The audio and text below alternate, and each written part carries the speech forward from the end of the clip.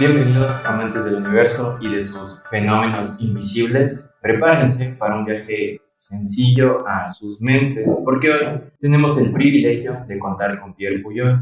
Este físico teórico ha cruzado océanos de pensamiento desde Venezuela hasta Francia y ha paseado por prestigiosas academias en Boston, en Lyon.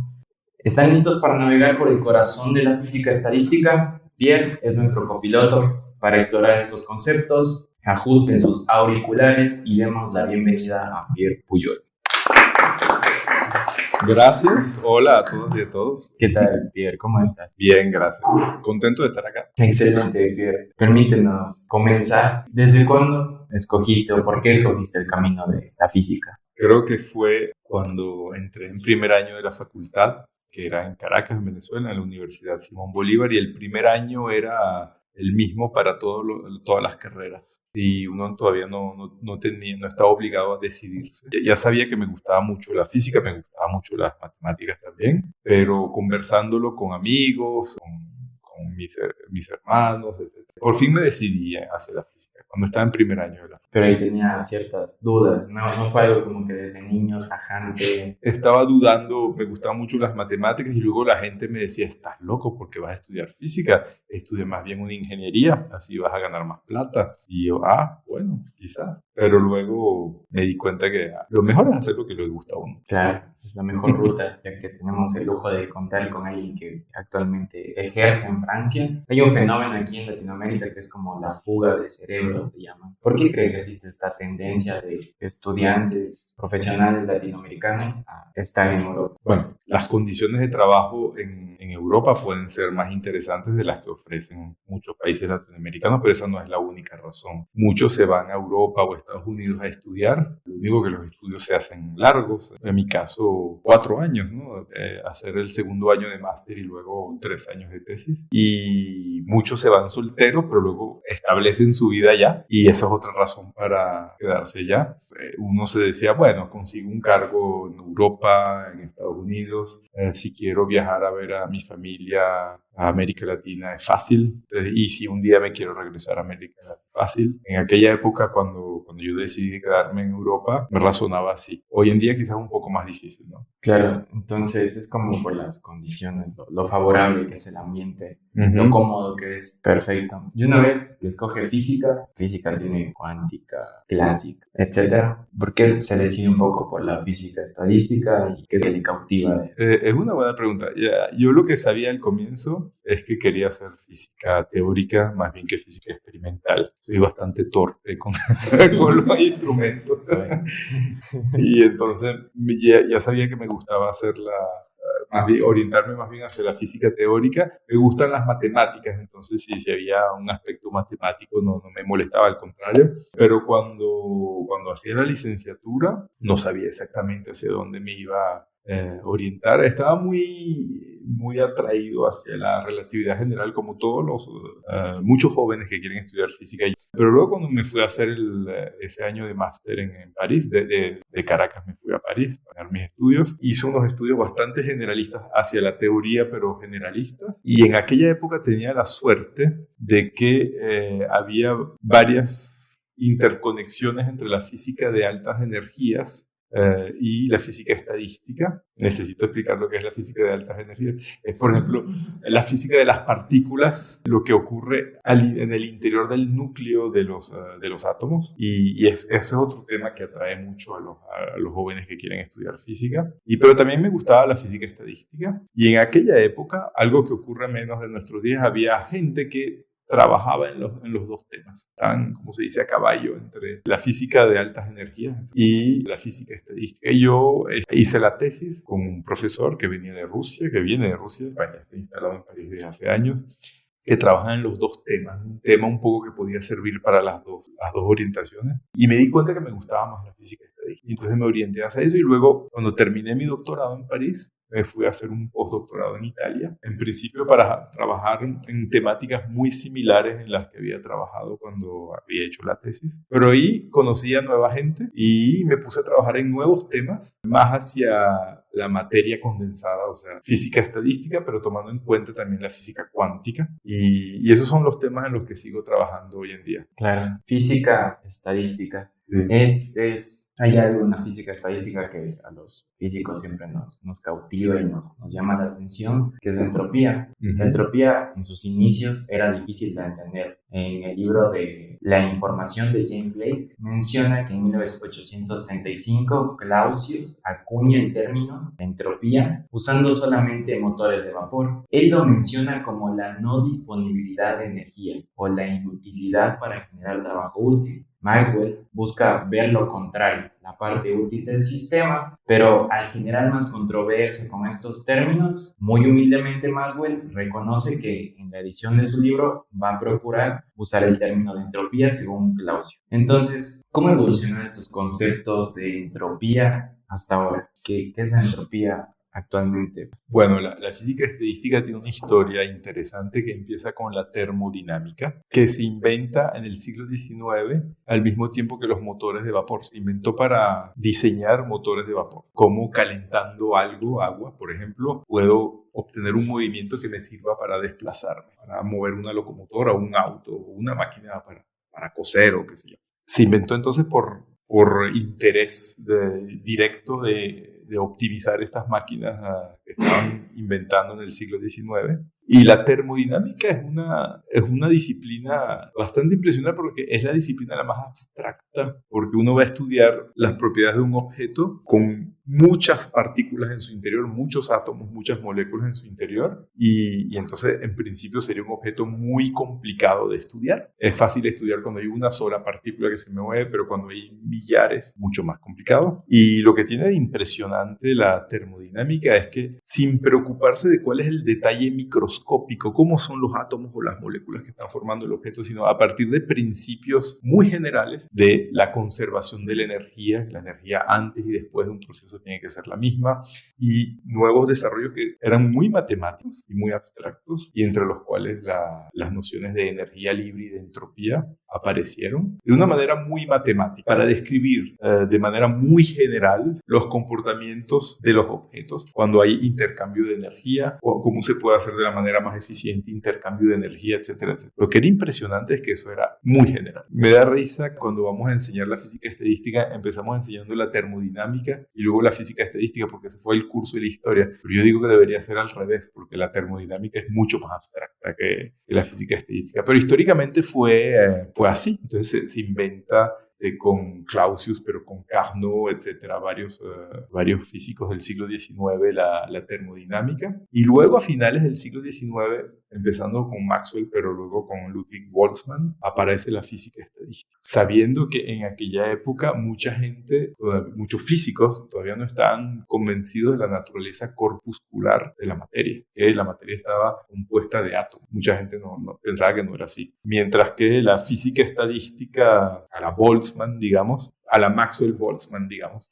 se basa sobre eso. Por ejemplo, el ejemplo más fácil de estudiar sería el de un gas en el que las partículas interactúan muy poco. En primera aproximación se diría que no interactúan y se llama el gas perfecto, que lo deben haber estudiado los que estudian física. Y se formuló de manera microscópica, pero finalmente más intuitiva, la física estadística, y fue Boltzmann entonces que nos hizo entender que esa cantidad abstracta que oficialmente la definición oficial de la entropía es que es el factor integrante de la temperatura para tener una diferencial exacta. El calor no es una diferencial exacta. Para tener una diferencial exacta es una cantidad intrínseca a un material dada la temperatura y la presión a la que está, pero es una definición extremadamente matemática y abstracta. Mientras que gracias a Boltzmann, y ese fue un paso conceptual importantísimo que se desconoce para el gran público, pero es entender la entropía como los estados disponibles de un sistema, los diferentes estados disponibles de un sistema. Increíble. Los físicos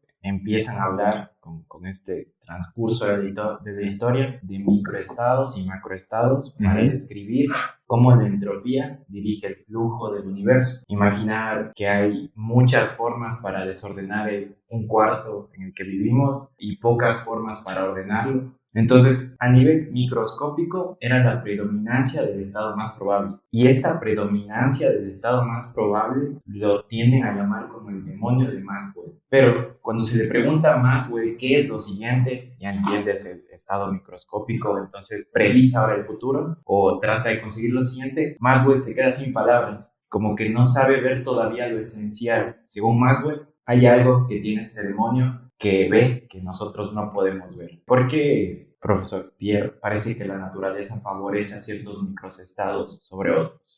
Ese es el concepto de irreversibilidad que en termodinámica del siglo XIX aparecía como un axioma y gracias a la descripción microscópica de Maxwell y Boltzmann, digamos, se entiende de manera muy intuitiva el concepto y es por una razón probabilística. Lo que yo le digo a mis estudiantes es haciendo para entender eso, el problema de la irreversibilidad es haciendo un experimento de pensamiento, como le gustaba hacer a Einstein, ¿no? Entonces el experimento es el siguiente. Las leyes de la física a nivel individual, microscópico, quisiera decir, son reversibles. Les voy a dar un ejemplo. Tomo dos partículas únicamente y imagínense que están filmando una película y estoy filmando yo. Y no les digo que estoy filmando, pero estoy filmando dos partículas que colisionan y se van luego cada una por su lado. Y filmo eso. Yo les paso esa película y luego se las paso al revés. Y las dos son compatibles con las leyes de la física. Las partículas que vienen una de izquierda y la otra de derecha colisionan y se van en sentido contrario o al revés, o sea, la película pasada al revés, las dos son perfectamente compatibles con las leyes de Newton y las dos películas, la pasada al derecho y al revés, me las van a comprar. Ahora vamos a hacer un experimento que no tengo dos partículas, tengo un número de partículas del orden del número de Avogadro, o sea, miles de millones de partículas, y vamos a hacer el experimento siguiente. Estamos en una pieza como esta grande, donde somos varias personas, y imaginemos que la ponemos al vacío, totalmente al vacío. Claro, no podríamos estar nosotros porque nos asfixiaríamos, nos moriríamos, pero imaginemos que está vacía y la ponemos al vacío y venimos con una cajita chiquitita donde tengo varias partículas encerradas ahí, un gas, y la pongo en la pieza y abro esa caja. ¿Qué va a ocurrir? Estas partículas se van a colisionando entre ellas y con las paredes, se van a regar, o se van muy rápido a regar toda la pieza. Y yo filmé eso. Y luego tengo mi película, les paso esa película y esa me la compran. Y luego les paso la película al revés. La película al revés, ¿qué es? Son muchas partículas que están en la pieza y que por casualidad colisionando se terminan metiendo en la cajita. ¿Me la van a comprar esa película? No, ¿verdad? Esa no parece probable. Sin embargo, esa película es perfectamente compatible con las leyes de Newton, pero es extremadamente improbable. Y esa es la irreversibilidad, es un concepto probabilístico. Es que la película pasada al derecho es lo más probable que va a ocurrir, pero de manera indiscutible, sí. Mientras que la película pasada al revés, o sea que todas las partículas se terminan metiendo en la caja, es compatible con las leyes de Newton, con la reversibilidad física microscópica sigue siendo compatible, pero es tan improbable que simplemente se puede considerar de que no va a ocurrir. Entonces, esto de la reversibilidad se puede dar a la escala de una sola partícula, pero no cuando hablamos de muchos. Esto es por los grados de libertad, tal vez. Exacto, es un problema estadístico que correspondería. Imagínate que vas a jugar con un dado. Si lo lanzas una vez, la probabilidad de que te salga el 6, tienes un sexto. Y si yo te pongo la película en que lanzas el dado y te sale el 6, y todo el mundo se lo cree. Ahora, si pongo una película en que 10 a la 23 veces lanzaste el dado y cada vez te salió 6, eso nadie se lo cree. Claro. Te van a decir ese dado está trucado o la película está trucada. Y sin embargo no es imposible, pero lo único que es tan poquito probable que simplemente se considera como imposible. Bueno, contando lo que dijo, pues tocó un tema muy genial para mí, porque yo dije, bueno, no pierdo nada pensando que pasa en un universo en el que el tiempo corre así. Pero hubo un dilema que me encontré y nunca tuve como esa oportunidad de poder toparlo con alguien. Era, por ejemplo, nosotros estamos grabando esa escena desde un inicio hasta un final. Y al grabar la escena, nosotros estamos haciendo que esto se haga determinado, dándole un destino si yo fuera una persona y me grabara, esta persona que me grabó sabe cuál es mi destino, o sea, sabe que mi camino, mi vida, todo eso ya está determinado. Pero el mundo es un mundo cuántico. Entonces, ¿cómo es posible de que el tiempo pueda grabarme y sepa cuál va a ser mi destino si estamos viviendo en un universo cuántico, por así decir? Y sería un poco muy extraño que pudiera tener un destino, ¿no? Bueno, es una pregunta filosófica bastante profunda, es sobre el determinismo. Es cierto que la física clásica, la física newtoniana, con la que se trabajó hasta finales del siglo XIX también, en principio es determinista en el sentido de que aunque tengan millones de partículas, claro, ese problema no lo podrá resolver nadie a la mano, pero en principio uno puede imaginarse que si me dan las condiciones, las posiciones y las velocidades iniciales de todas esas partículas, yo después, si fuese un genio y pudiese resolver eso, se podría predecir la posición de cada una de esas partículas hasta infinito. Ese es el determinismo de la física clásica. La ecuación en física cuántica, que es de Schrödinger, en principio la ecuación de Schrödinger es determinista también, porque se describe de manera diferente la evolución del objeto que uno quiere estudiar, pero en principio viene dada por una ecuación diferencial también perfectamente determinista. En mecánica cuántica el no determinismo aparecería a partir del momento en que se hacen medidas y donde aparecen probabilidades de que ocurra esto o lo otro. Pero cuando uno lo piensa bien, y eso nos va a conectar con la física estadística de nuevo, cuando uno lo piensa bien, la medida es de un objeto, de una propiedad de un objeto, es poner el objeto en contacto con un aparato de medida.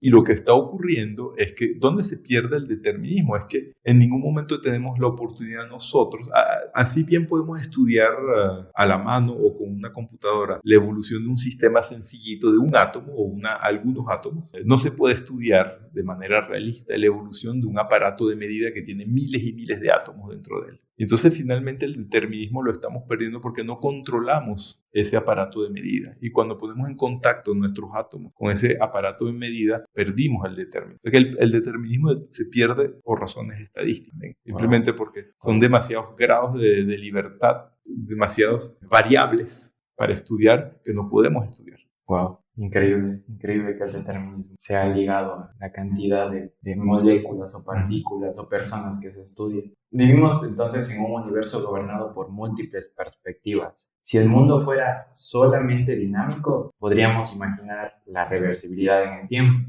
Las gotas de lluvia ascenderían del suelo tranquilamente. Pero la realidad nos dice otra cosa. El tiempo avanza, no retrocede. Las únicas medidas que detectan esa tendencia es la entropía. ¿Existe alguna relación entre la entropía y la flecha temporal? Sí, de hecho, bueno, este libro famoso de Stephen Hawking, ¿no? Una breve historia del tiempo, donde él habla de eso, de la flecha temporal. Bueno, en principio las ecuaciones de Einstein son perfectamente reversibles, cambian el tiempo t, la variable t que representa el tiempo por menos t y no hay ningún problema. Intervienen las probabilidades, la irreversibilidad probabilística para dar una flecha del tiempo, básicamente. Es la que guía el tiempo. La que da la flecha del tiempo. Entonces, en caso de que uno quiera modelar el universo, tiene que considerar tanto dinámica como física estadística, o sea, todas las perspectivas. Absolutamente, sí, para sí. poder darle sentido. Perfecto. Incluso en este libro que le comenté de James Clerk, menciona el rol de la mente para entender la entropía.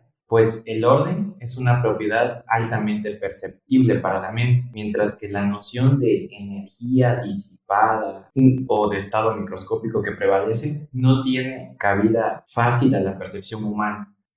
¿Cuál es el rol de la percepción ante la comprensión de fenómenos en la física estadística? Bueno, pero para empezar, el concepto de entropía lo retomaron los que hacen teoría de la información, los informáticos, con lo que se llama la entropía de von Neumann, que se usa mucho en mecánica cuántica también, y que se reduce a la entropía termodinámica en el caso de que sea un sistema en el equilibrio termodinámico. Pero es un concepto que se puede aplicar para problemas que no tienen nada que ver con la termodinámica, simplemente jueguitos de azar. Se puede definir una noción de entropía que sería una medida de qué tan poco sabemos, qué tanto o qué tan poco sabemos sobre lo que está ocurriendo en una situación. Un ejemplo, un juego, hay varias varias cajitas y se esconde un objeto en algunas cajas y en función de lo que se sepa o no, se sabe que están entre estas o no se sabe si están en dónde está en ninguna de las cajas, la probabilidad es la misma de que esté en cualquier caja.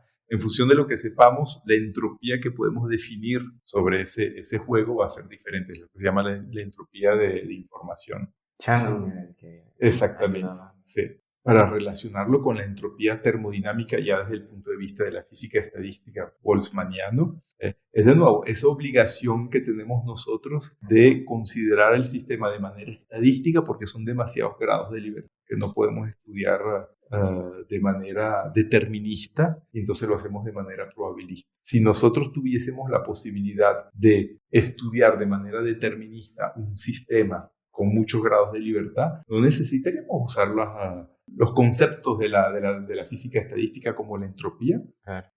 Y hasta podríamos decir cosas más precisas sobre el sistema. Pero lo que nos predice la física estadística coincidiría con lo que hace el sistema, porque sería muy, muy, muy, muy poco probable de que el sistema haga algo diferente de lo que predice en promedio, digámoslo así, la física estadística. Y justo mencionó esto de la teoría de la información, que Ujú. también siempre me ha cautivado la idea de cómo meten la entropía en teoría de información o el propósito que tiene detrás. ¿Cuál es el propósito de meterlo a teoría de información, la entropía? Quizás el que sea aplicable a niveles cuánticos y macroscópicos. ¿A qué se refiere la necesidad de la teoría de la información y la entropía?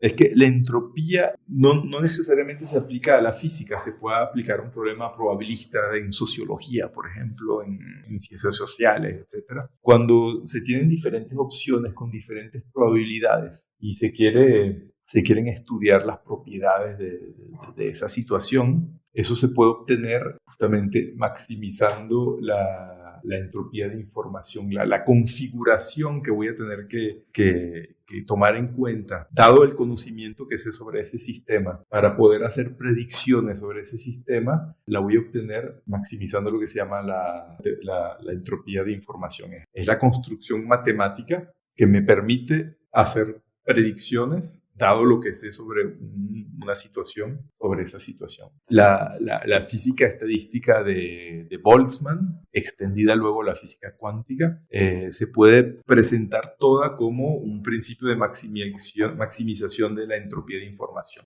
Ahorita justo mencionó extendiéndose a la mecánica cuántica. ¿A qué se refiere con eso? En mecánica cuántica se puede, dado un estado en el que no se conoce bien el estado cuántico en el que está ese sistema, pero que existen probabilidades de que esté en tal estado o en tal otro, se puede definir una entropía, que sería la entropía de von Neumann para ese estado cuántico. Y si ese estado cuántico que no necesariamente está en equilibrio termodinámico, aun cuando no esté en equilibrio termodinámico, se le puede definir su entropía, pero si está en equilibrio termodinámico, esa entropía de von Neumann coincide con la entropía termodinámica. Justo topó la palabra equilibrio termodinámico, que también Sí. puede ser visto como ergodicidad, este Sí. tipo de términos. Estas leyes van de la mano de este principio de que esté en equilibrio termodinámico. Sí, Entonces, pero nuestro mundo, nuestro universo es muy fuera del equilibrio. sí. ¿Cómo hace la física estadística para tapar lo que está fuera del equilibrio? Pero eso es la condenación de toda la física. Cuando ustedes le enseñan la caída libre, más tarde les dicen, pero eso que resolvieron, en realidad eso habría que ser vacío porque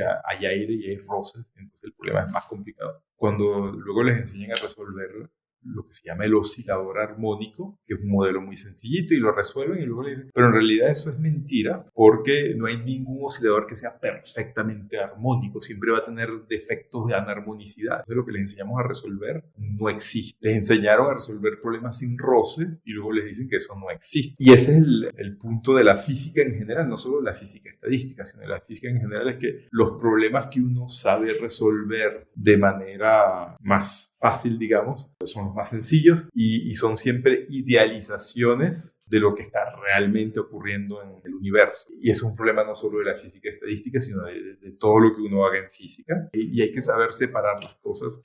Y eso ocurre con la pregunta que me hiciste. Uno empieza estudiando lo que es más fácil, que es los sistemas en equilibrio termodinámico, en el que ya no hay flujo de energía entre la pieza, por ejemplo, y este objeto que estoy estudiando. Y después que uno estudia la física estadística de equilibrio, uno puede estudiar la física ligeramente fuera del equilibrio. Yo tengo una pregunta Sí. de la entropía, y es, con todo lo que se ha mencionado hasta ahora, ¿usted considera que la entropía sería clave para la medicina regenerativa? Sinceramente no sé, pero por ahí y hay problemas de irreversibilidad. El asunto que ya en sistemas ya muchísimos más complejos. Entonces hay quizás una visión un poco como la del siglo XIX, o sea, quizás con abstracción, más que con querer enfocarse en los detalles que son muy complejos con lo que se llama la física del vivo, de lo vivo. Quizás un approach, se dice en inglés, más abstracto como el que hicieron los físicos en el siglo XIX cuando no conocían el detalle microscópico de lo que estaban estudiando, sería interesante. Pero lo digo sin saber mucho del tema.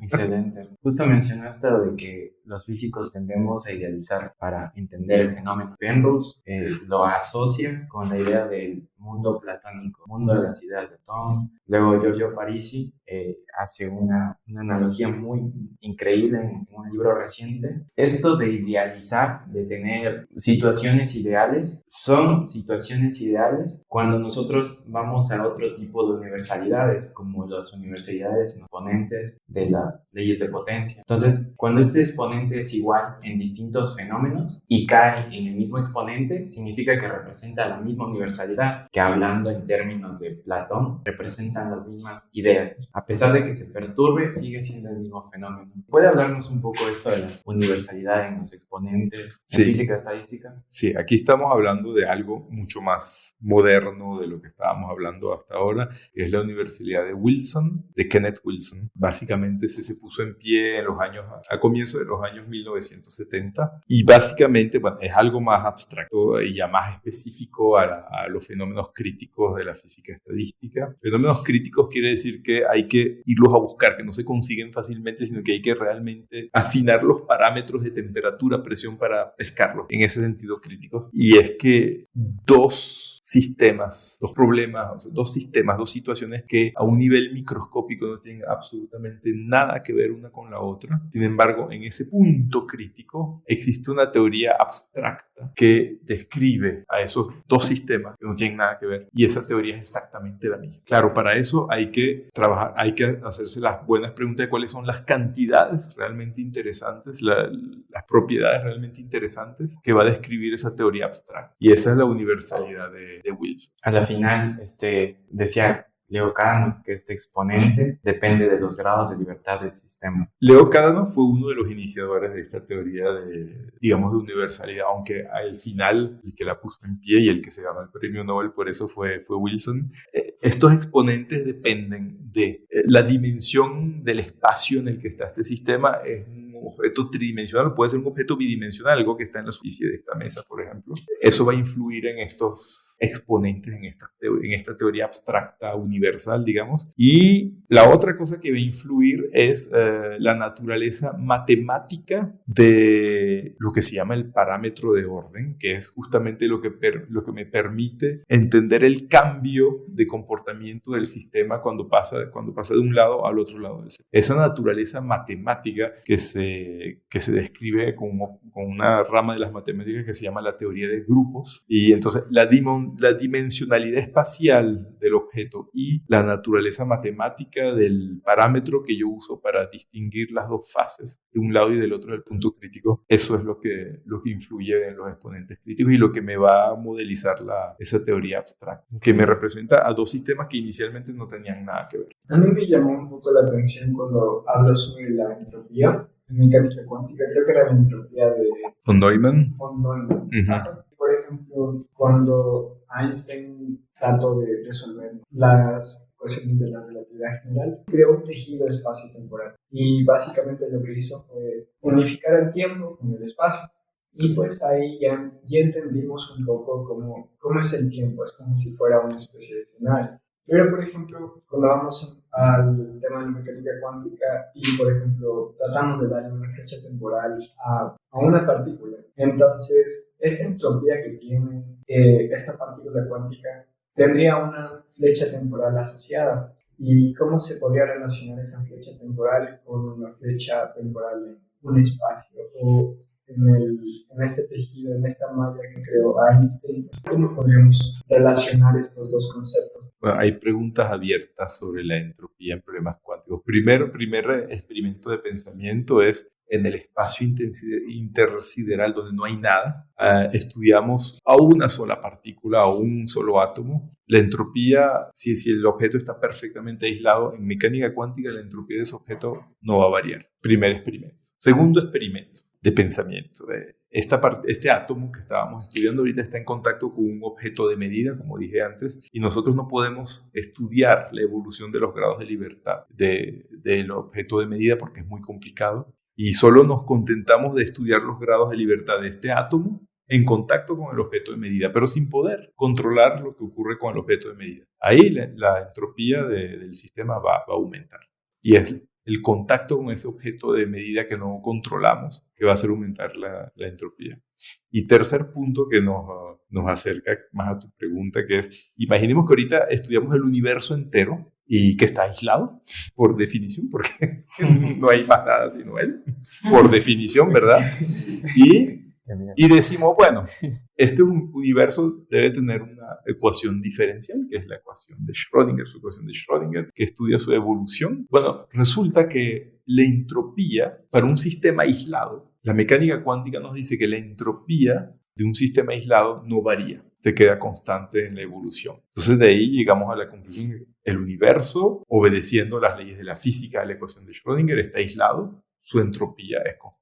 Bueno, y eso parece en contradicción con el segundo principio de la termodinámica del siglo XIX, que nos dice que la entropía aumenta. Y eso es lo que se llama la paradoja de la entropía. Uno la trataron de resolver diciendo que, pero nosotros hay algo que no controlamos, es lo que está en el interior de los agujeros. Y entonces esos agujeros negros juegan un poco el papel del aparato de medida de hace rato.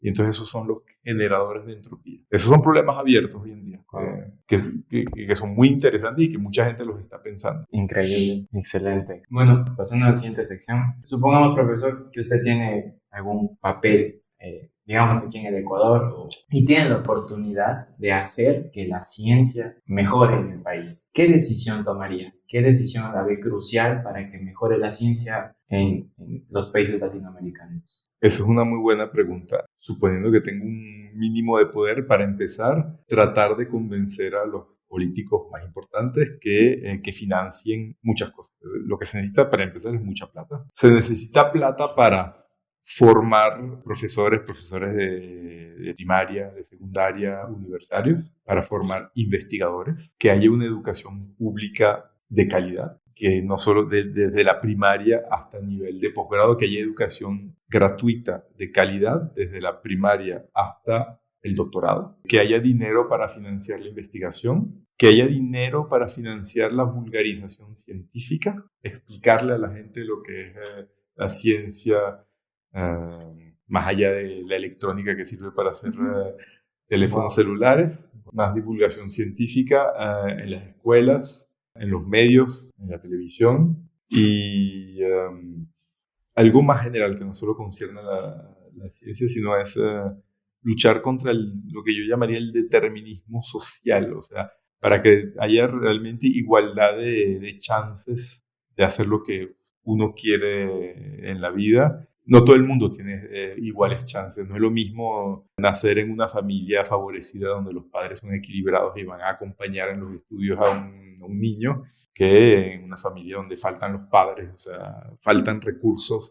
El niño se va a preguntar qué es lo que voy a comer en vez de qué es lo que voy a estudiar.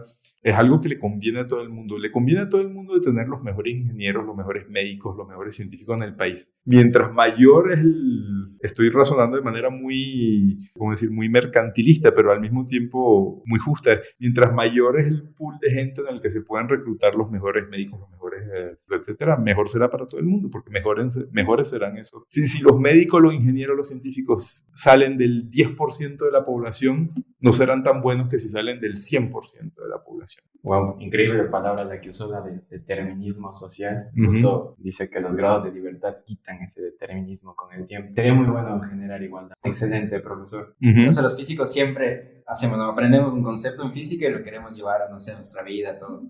Y hablaba del gas, ¿no? Que se expande, ¿no? Que hay muchas partículas y se expanden. Ahora, si hablamos de una sociedad, tenemos muchos humanos, y así como haciendo la analogía con la física estadística, si ponemos muchos, prácticamente vamos a tener al desorden, pero vemos, ¿no? Que muchas veces las sociedades forman orden. ¿Cómo tal vez usted podría usar todos esos conceptos que aprendió en física estadística para llevar esa orden en la sociedad, hacer que funcione, que no desordene todo el ambiente? ¿Hay alguna forma? Sí, o sea, yo no trabajo en eso, pero hay muchos colegas que trabajan en aplicaciones de la física estadística a las ciencias sociales, a la economía también. Y ahora en este concepto de que para generar orden, o sea, física estadística nos dice que necesitamos una fuerza, necesitamos una presión, un volumen y algo. ¿Habría una forma en que las sociedades se ordenen sin causar desorden alrededor? O sea, hablo porque nuestra sociedad es ordenada, pero a partir de que estamos explotando recursos naturales, contaminando el sistema. O sea, nuestro sistema puede estar ordenado, pero si vemos más allá, estamos causando desorden.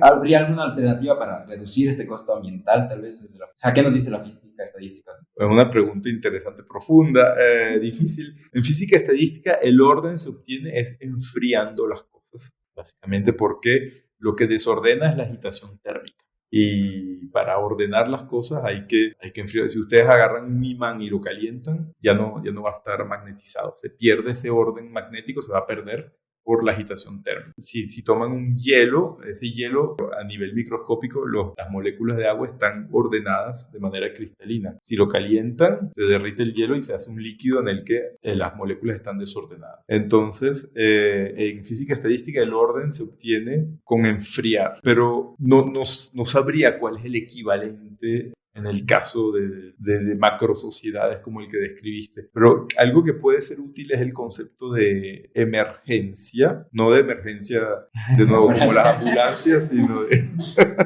de aparición de algo que solo tiene sentido como fenómeno colectivo. Y eso es lo que puede ayudar a las sociedades. O sea, una emergencia positiva. Pero no tengo la clave de eso. Claro, sin duda estamos seguros de que se pueden conectar esas ideas. Y justo algo que hacemos en este podcast es tratar de que todos los podcasts estén conectados de alguna manera. Y la persona del podcast anterior deja una pregunta para la persona del podcast futuro.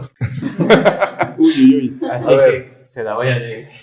Dice, ¿qué piensa de la inteligencia como la única herramienta a largo plazo para salvar a la naturaleza del inevitable fin del sistema solar? Sí, el profe Ernesto hace preguntas intensas. Tiene una similitud con esto de la última pregunta, Isaac Asimov, ¿cierto? Sí, bueno, uno piensa enseguida en escenarios de decisión en que la humanidad con suficientes recursos traídos de este planeta se podrá reinstalar en otros lugares llevándose con ella parte de la naturaleza, ¿no? Pero hay leyes de la física que nos advierten que en principio no se puede viajar más rápido que la velocidad de la luz. Muchas preguntas aparecen que, o sea, ¿dónde vamos a ir si saliendo del sistema solar las cosas quedan a años luces de donde estamos? Obviamente la inteligencia y la imaginación no tienen límite, pero para salvar a la naturaleza del inevitable fin del sistema solar. Pero desde un punto de vista más global, el inevitable fin del sistema solar es la naturaleza. Es como los seres vivos se tienen que morir. Tratar de hacerlos vivir eternamente no es natural. Pero igual es una idea que está en la mente. Sí, por supuesto. Sí, es natural, entonces sí es... Claro. O sea, la idea de inmortalidad individual o de la humanidad y de la naturaleza que la rodea es algo que, por supuesto, está en la mente en particular los autores de ciencia ficción, pero es algo que por supuesto nos viene en el siglo XXI, con todo lo que hemos visto que ya puede hacer el ser humano, que nos viene el espíritu, pero buscar la inmortalidad de algo que es mortal quizás no es la naturaleza. Sí.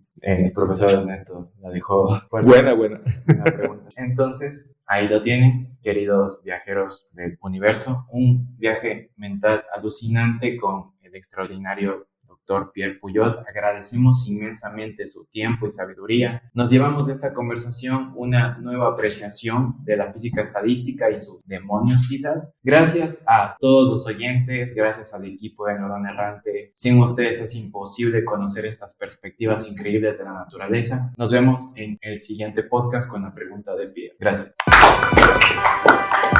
Gracias.